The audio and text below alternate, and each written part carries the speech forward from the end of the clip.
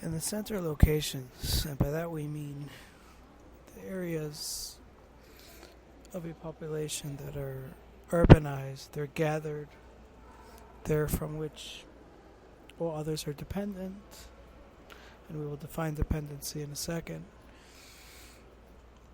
It is those areas that certain characteristics benefit as a labor in that area, and others become a detriment. The two primary characteristics that flourish in such a location is conception, the idea itself, the originality of the proposition, especially if we're creating something from that idea, production, and such forth. And secondly, it is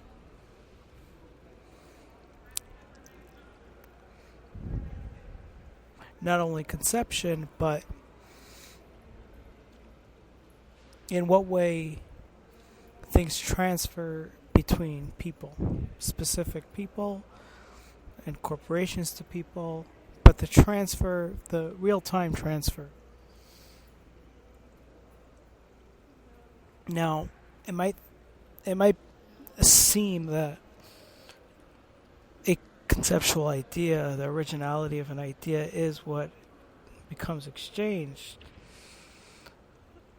but that is not the true marker of what is exchangeable. As we know, branding and marketing create the framework to enable the succession between two people without the regular work that allows for that succession to happen. It's the smoothing out of that exchange.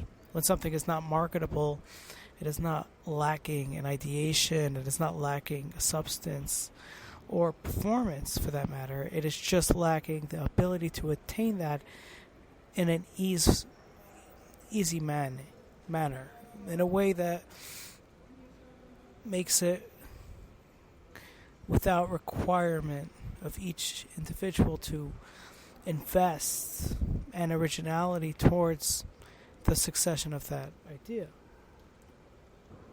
Now, it is not only marketable. Marketable is a primary example, but it is those things that proceed in ease. For example, the exchange of money, banks, or the stronger market exchanges between corporations, such as finance. It's those things that are easy to not only be exchanged without preliminary data. Doesn't take much to understand the exchange of money or the exchange of bond, the exchange of the idea of money, or the exchange of a partnership in what constitutes money. As well, it is other aspects that allow for succession. Now, an example of how they correlate a conceptual idea and what is exchangeable,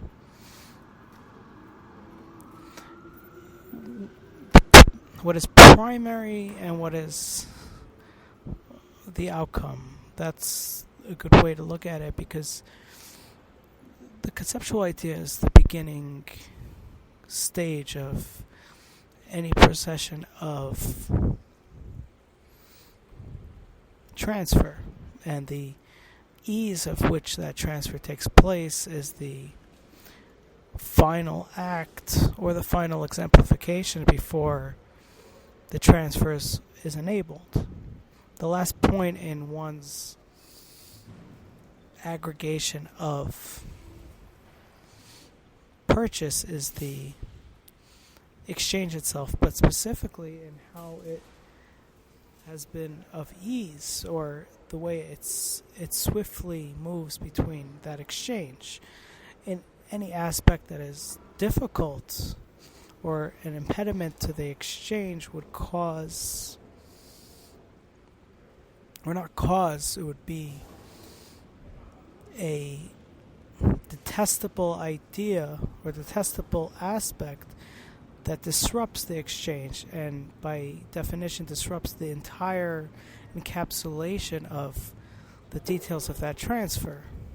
If one is in a negotiation and there is hesitation in the transfer, all that has been implied in the negotiation becomes wavered in that moment.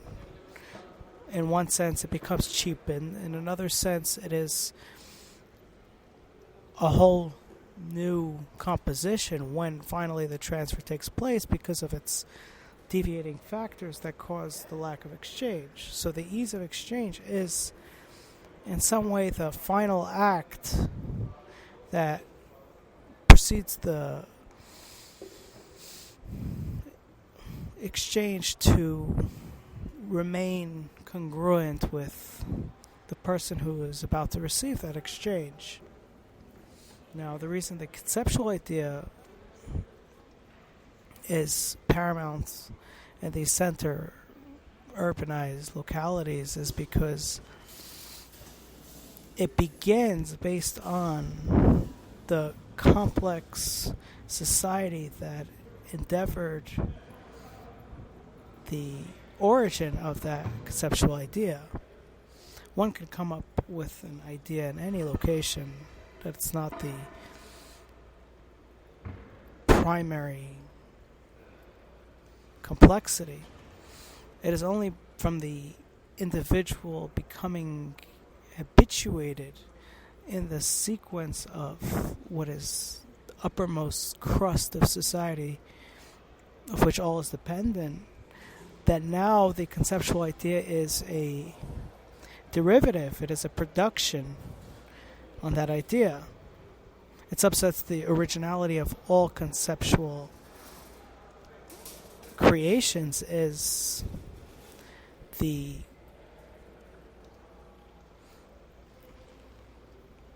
society which the individual has been embedded within that finally exemplified the idea.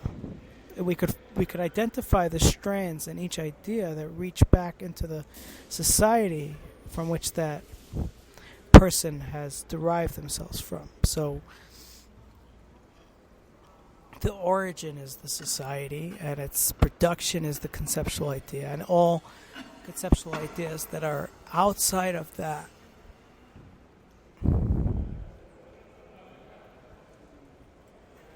process are not considered conceptual ideas in which it traverses along.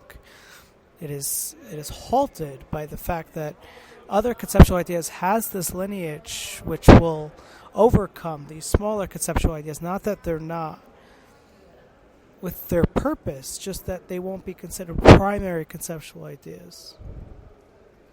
If we look at any successful corporate endeavor, we will find that it's based on a conceptual idea, that is based on a individual or group that has been habituated at one point or another to succeed from those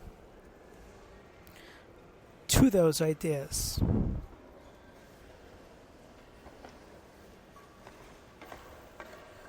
So these are I would say the two pillars of what is best served in these localities. The primary, meaning the conceptual idea and its originality, based on the indebtedness of society at its upper crest level, at its uppermost level.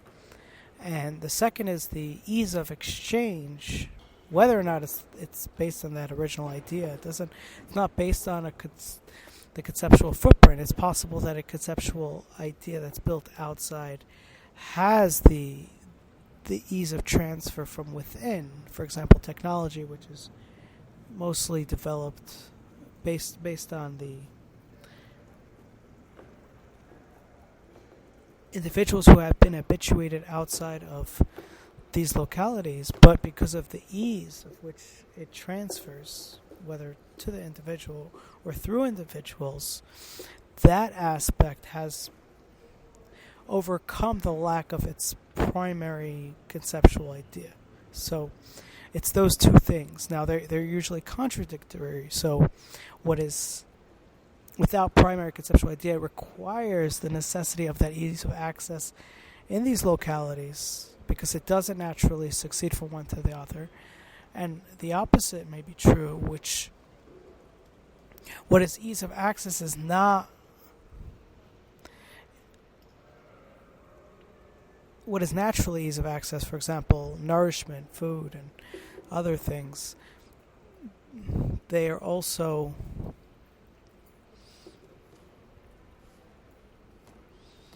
well, I don't know if we could say that because it's possible that they don't correlate, but at least the other way in which the conceptual idea that's lacking, it's not primary, requires the ease of access, which these localities are successful to become the habitat for that development.